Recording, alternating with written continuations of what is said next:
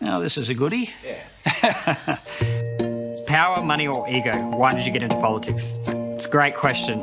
Behind closed doors, how ugly was politics? Oh, mate, brutal.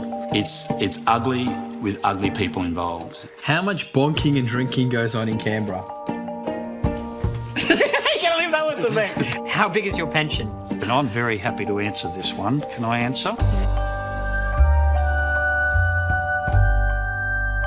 You all lie when it suits you. Are you surprised none of us trust you?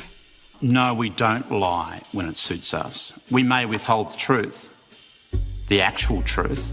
I don't think people should trust politicians. A healthy scepticism towards politicians is a good thing. There have been occasions when I haven't told the full truth. It is difficult to be truthful in politics. A lot of times you're adopting policies you just don't agree with. You have to go out there and sell shit you don't believe in all the time. Like all the time. You know, I have great sympathy with some of the party people because the way their democratic system works, it's the majority in the party room that determines the policy. If asked about this, you must say this. And if anyone doesn't and actually wanders off into some area of their own thought process, well, you know, all hell breaks loose. Greg Combet actually thinks this. The press gallery goes crazy. People are frothing at the mouth. It's a game. It's a game. It's almost like there is this joke running that you know about it and the interviewer knows about it too. And you've gone in there with this kind of goal of, this is what I want to say. And their goal is to get you to say something else. If I felt conflicted about a particular thing, and I often felt this way, to be frank, about refugees, then I'd try and avoid speaking about it at all. So we don't give the answer. We're trained not to give the answer, basically. Have you heard this before? So you rule out challenging the leadership, do you? Ever? Now that's a dumb question. Why should someone say yes to that?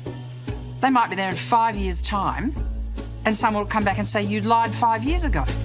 And what they want you to say is, no, I don't rule it out, so they can say, leadership's still on. And you've got to play the game. So that's why people are very careful about what they say and very conscious about the 6-second grab, no matter what sort of question that they're asked. Describe, in your opinion, the state of Australian politics at the moment.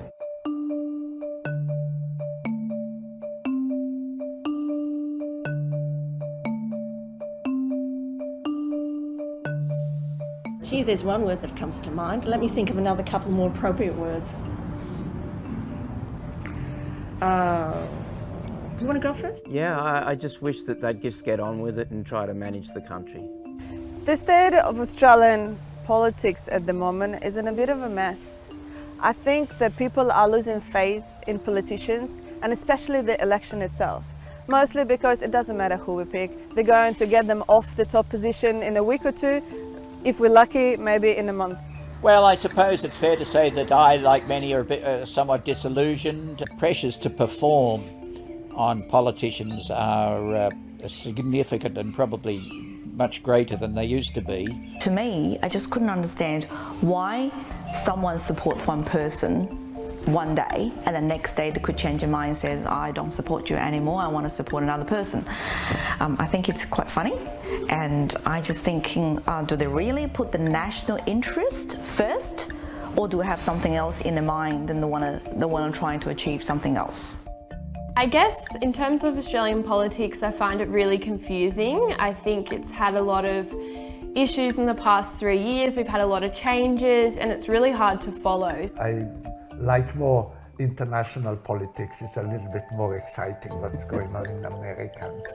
Are you sure? The recent yeah, we had plenty prime minister in recent times, yes, and doesn't seem to make much difference. I think because of those changes in the prime ministers, I've just disconnected from it. How do I connect with politics? How do I trust them? The Liberal Party, it's moving deck chairs on the Titanic, isn't it, really? I mean, you see it in the way that the seat of Prime Minister has changed hands a billion times. None of them have actually had a goal in mind. It's mostly just become Prime Minister, and then they become Prime Minister, and it's kind of, well, what do we do now? When you're watching this news, and the Parliament has this lots of arguments going on, as a ordinary person, and I don't think it will affect us. I'm not by that, I'm not bothered about what they do. It's their own business. As voters, I think we should just step back and appreciate how all of this political discourse is just a natural and healthy byproduct of democracy, how it allows for many different opinions to come together and try to work out a solution that's in the community's best interest. I think it becomes a problem where certain politicians apply the personal ego to the political process, which is intended and designed for community input and community benefit. Dear politicians, what I want to tell you, Prime Minister and everybody at the top and everybody in between and everybody in the House, we are the people who are voting for you. What are you doing for us?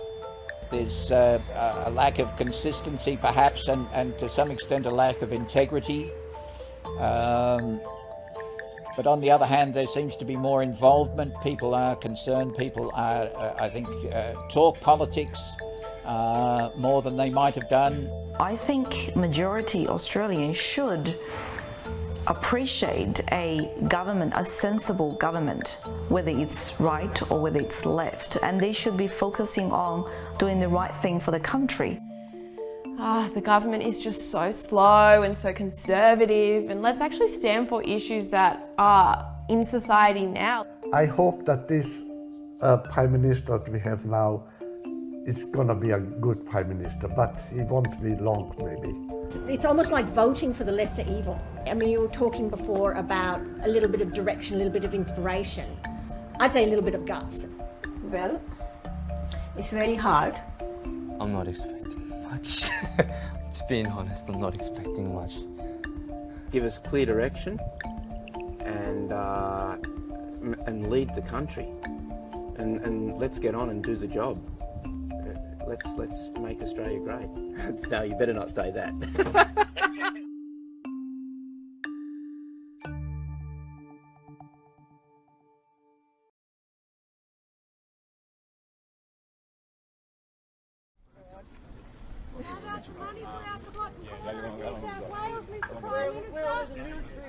How come we only had 4 trucks to defend our town? Because our town doesn't have a lot of money, but we have hearts of gold, Mr. Prime Minister. Nah, you're an idiot, mate. You really are. You won't be getting any votes down here, buddy. You're an idiot. Who votes Liberal around here? Nobody. No Liberal votes. You're out, son. You are out. Good night. See you, mate. Bye. What about the people who are dead now, Mr. Prime Minister? What about the people who have nowhere to live? You're not welcome, you fuckwit.